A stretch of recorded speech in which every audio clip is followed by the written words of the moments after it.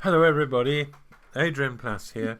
Yes, and Bridget, hello. Hello. And this is a week number 38. How about that, eh? I know, I can't think of anything significant except that. It's 101. Oh, well, There we there are. you go. That's Well, significant. now that's an interesting one, 101, because I always Yeah. think of Dalmatians when I think of that. And, the whole point about that is they were stolen. So, Shall we talk about Dalmatians today? I haven't got a lot to talk about Dalmatians, but I was thinking that a lot of stuff has been stolen from people over the last year or two. And this week, I don't know, maybe this week is different. All the things that people have lost over the last year Yeah. might just come back. Not everything. People have lost people they love and they've lost a lot of hope. But on the other hand, I know people are dreaming about, I don't know, what are they dreaming about? Holidays? Sitting in a pub garden? Yeah, some very ordinary things, I Yeah, think. weddings that have I've had to been be put off, dreaming of. and Yeah. and especially just obviously the big one, being able to hug people they love, and just maybe it really is going to finally come true. It's quite complicated, isn't it, actually, that wondering how it will happen and Yes, because I think whether when it we will say work. dreaming, we kind of mean thinking about, imagining. We're not really just talking about dreams, I suppose. No. Actually, dreams have always interested me. I mean, both of us occasionally dream very vividly, don't we? And sometimes, I mean, To shove each other to wake each other up. I think quite often other people's dreams, and this is how mine have been received sometimes, are about as boring as someone else's winning rummy hand. When someone's, look, I've got 3 fours and 2 8. You think, I don't want to know what you've got. You've won. Just shuffle them and start again. And you probably remember when we were in Bolivia, and I had a dream where, in my dream, I had joined and become an honorary member of the Polish basketball team. And the thing about that was, I've never been to Poland. I have no interest in basketball. Why? Why would I be What I think dreaming is so that? sad is you didn't even become a member of the Polish basketball team. You were just an honorary member of it. I know. Yeah. Well, there you go. And I looked at what Joel in the Old Testament, yes, says about dreams, and in the second chapter it says, your old men and old women, presumably Joel, you sexist little minor prophet, your old men will dream dreams. And thinking about the Polish basketball stuff, I don't think he meant those. I just sort, hope really. we can discriminate between rubbish and messages from the God. I mean, if I might, you just think I might have gone and bought a one-way ticket to Poland and really annoyed the national Polish basketball team if I'd done that. So here's an interesting question then. How do you tell the difference? I mean, if there is a real significance in dreams, and the Bible is full of that, how would you know? I mean, obviously you'd have to be careful both ways. I mean, restraining yourself and also I really do. I mean, I would say that the Holy Spirit usually communicates in a fairly sane sort of way. I mean, I remember someone once had a picture in church saying there's some steps and there's a beetle climbing, and after a bit I thought, oh, for goodness sake.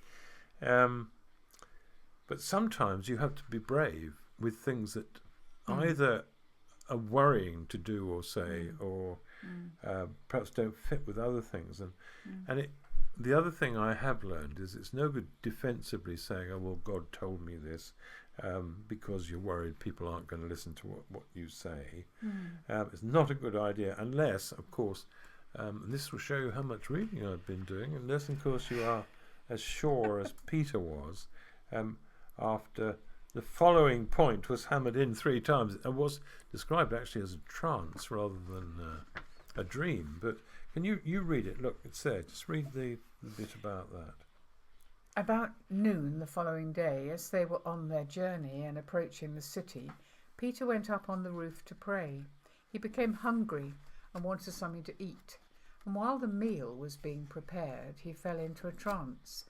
He saw heaven opened and something like a large sheet being let down to earth by its four corners. It contained all kinds of four-footed animals, as well as reptiles and birds. Then a voice told him, "Get up, Peter, kill and eat." "Surely not, Lord," Peter replied. "I've never eaten anything impure or unclean." The voice spoke to him a second time. "Do not call anything impure that God has made clean." And this happened 3 times. And immediately the sheet was taken back to heaven. I'm afraid my thoughts were a little bit flippant about that. I imagine Jesus saying to the angel who actually did it, "Look, this is Peter. I know him. Take my word for it. Halfway through the 3rd time, he'll just be beginning to get the point." So it was really hammered home, wasn't it? And I think because of what happened after that, that takes us to the most important dream of all dreams, because Peter needed, as far as we can see, to grasp what that message meant, exactly what it meant, so he could willingly, actively help to make God's dream come true by getting engaged in a day which was full of spiritual activity. The combination of Peter's 3 video replay visions as just a single message to the more receptive Cornelius when he needed one. Yeah. And what it made sure of was that, and we say this as though it's reasonable, a Gentile, a Roman, was baptized. And in terms of dreams, at that point, everything began to change. Well, I mean, he wasn't just baptized. That sort of sounds as though it was a nice, neat, watery thing. I mean, one translation I was reading said the Spirit cascaded over the family, which I thought was the most wonderful way of putting it. Something so dramatic, and they all spoke in tongues, and something quite extraordinary happened. Yeah, you know that line, Jesus is talking to his disciples about how difficult things are going to be. But there's one thing he says which it just rings around me sometimes. "What I tell you now in darkness, shout abroad when daybreak comes. What I whisper in your ear, shout from the housetops for all to hear." Now, I know that that's dangerous, as you said. It will be awfully easy to think, I think what I thought was I was going to... So I'm going to blurt it out. Yes. Obviously that's... But at the same time, to not forget things that have kind of nudged you. I mean, as you say, it was a pretty mighty... I don't know if it was a nudge. I think it was a shove for Peter. 3 times. Yeah, but it was immediately reinforced. Before he could forget it, there's these people coming from Cornelius's household. So that was pretty definite and strong. And sometimes maybe we need to just acknowledge something that is whispered to us in the dark, because there may be something we need to do about it. And I was listening. I was driving home yesterday, Adrian, and there was a program on the radio. And what made my ears prick up is that this wasn't a sermon, and it wasn't a Christian program as such, but it was a psychologist talking about the fact that message, that movement from just the Jews mind changes to the Gentiles has actually changed the Western world dramatically once and for all. Not through Peter, perhaps, because Peter started it, but then there was Paul, and of course Paul ends up in Rome and in the middle of the Roman Empire. And this program was kind of saying something that we've known, but it really reinforced it, that at the time of the Roman Empire, the person in charge of the household had free will to do absolutely whatever he wanted to do with members of his household, with women, with children. And actually, they used the word orifice. He could use. I know it's horrible, so we won't. But Paul's message about the fact that we were to treat people in our household like Jesus treats his church has actually fundamentally changed the whole way that the Western world, the whole Western world, thinks, that marriage is supposed to be long term. I mean, it may break down, of course it may, but that the ideal is respect for each other and care and love. And so actually that event was like a huge. So Peter's dream was what kicked the whole thing off, really, and finally got to us. And yes, of course, things go wrong, but in a way, I suppose what I felt was I don't know, maybe it's Jesus' dream, that that's the way he wanted it to finally be. I don't know.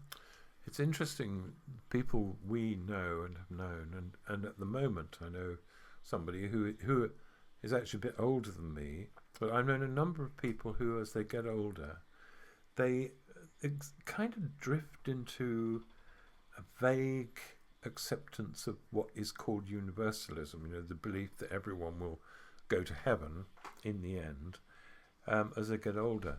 And that gets kind of frowned on and whatnot because it's theologically not correct and all that. But I wonder whether the reason for that drift, is that as you get older, you begin to understand something about the absolute fundamental dream of God.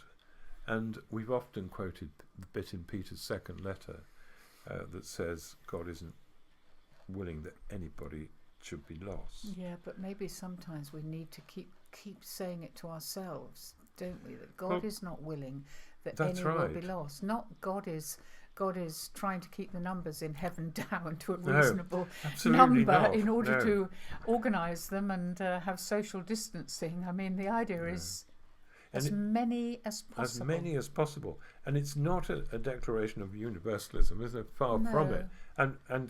But what it seems to be, and I must say my thinking moves so much in this way, is that it shows a clear view of what I see as a solid fact, that the initiative, the most powerful drive, the most, I don't know how to put it, the most unremitting passion for salvation, whatever that means, and however strange the logic might look through a glass darkly, which is how we see it, comes from God and not from us. Now, here's a poem by C.S. Lewis that I've only just heard. A friend read it to us just this week. Have a listen to this. Yes, you are always everywhere, but I, hunting in such immeasurable forests, could never bring the noble heart to bay. The scent was too perplexing for my hounds. Nowhere, sometimes, then again, everywhere. Other scents, too, seemed to them almost the same. Therefore, I turned my back on the unapproachable stars and horizons and all musical sounds, poetry itself, and all the winding stair of thought. Leaving the forests where you are pursued in vain, often a mere white gleam, I turn instead to the appointed place where you pursue, not in nature, not even in man, but in one particular man, with a date, so tall, weighing so much, talking Aramaic, having learned trade. Not in all food, not in all bread and wine, not, I mean, as my littleness requires, but this wine, this bread, no beauty we could desire. And of course this is C.S. Lewis writing this poem. Now it could have been written by somebody who had no time at all for fantasy, and who would naturally say you don't go wafting off looking for God in. But it is in what the way that C.S. Lewis wrote in Stories of Narnia and in other things, we are encouraged to seek, to go up. How does he describe it? About pursuing it up winding stairs of thought. Towers of thought. And he mentions forests, and he mentions and he has through his writing allowed us actually to catch a glimpse of God Yeah. in many ways through those things. I mean, with Aslan and other things. And that's why, in a way, this was so profound for me. Mm. It kind of has taken us another step on a journey I think we're on. And I think it made both of us think about the communion we've been having with our friends every week for more than a year. And remembering what he said in this poem, to actually find the one, leave the forest, turn to the appointed place. And that's what we've tried to do. We often, when we've had our communion, we've remembered Jesus saying, I have eagerly desired to eat this Passover with you before I suffer. And I think we have felt, and I've felt in a way I've never known before, his desire, eager desire to join us as we remember him. And the incredibly difficult task he took on to make his father's dream come true. And there are not 4 people at our communion, there are definitely 5, aren't there? Yeah. And of course we may not quite always feel that, but you know those words, especially in the Anglican communion, now it's actually in the communion we use, which is a Northumbria community communion. We say those words, the Lord is here. That's right, And you know, I've never really allowed the next words to have much impact. I think I've always said, you know, the leader says the Lord is here, and we all say, and the Spirit is with us. That's right, yes. His Spirit, the Spirit he said would be left once he'd gone. His Spirit is with us. Yeah. And that is fairly linked to the awareness of mind-blowing, that real really. man.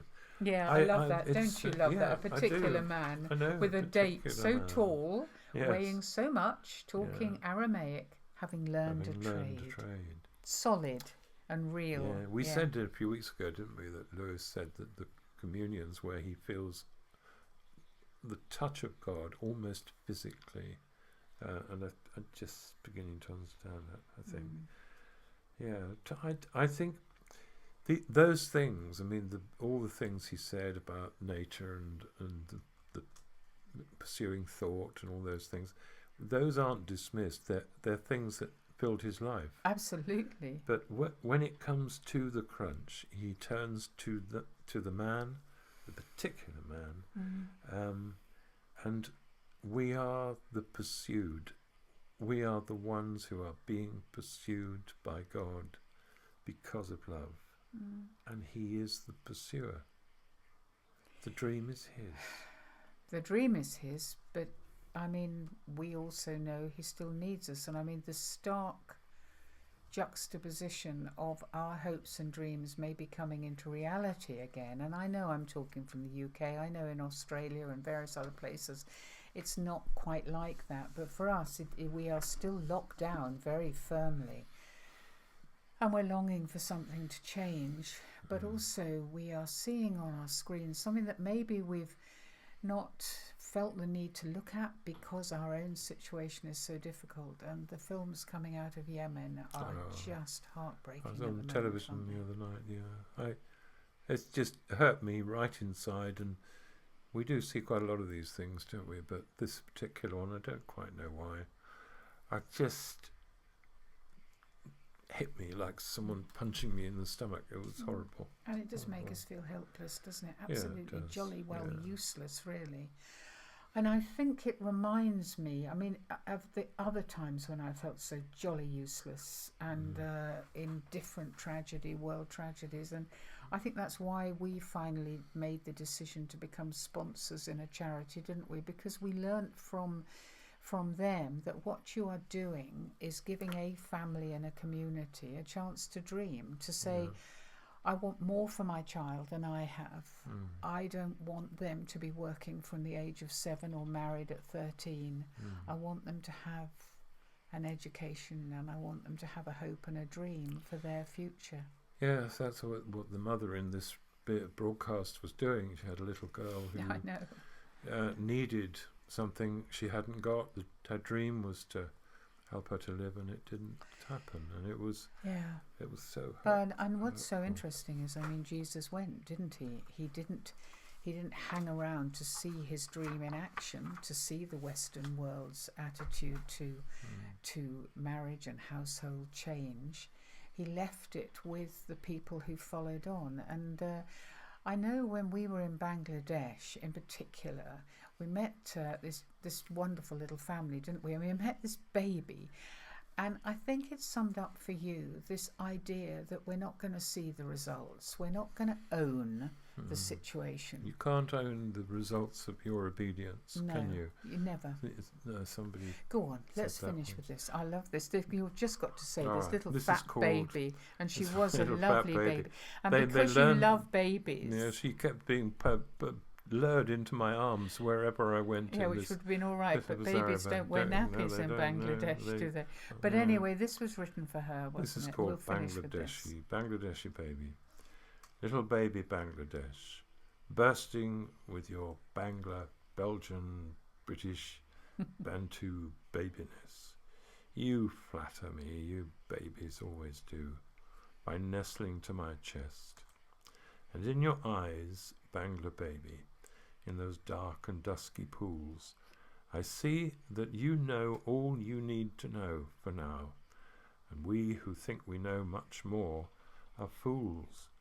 For sadly, all our wisdom offers for your future is much less than you will need. Little baby Bangladesh, clutching at my collar with your tiny boxing Bangla fists, let me say a prayer for you, a supplication on your infant head. I hope your baby legs grow strong. Walk well upon these dusty streets and find each day your daily bread, God-granted love that fills your heart, a life that will be long. May you be loved and free and often kissed. And Bangla baby, that will be enough. I do not ask that you remember me. I'll see you next week. Yes. Bye-bye. Bye-bye.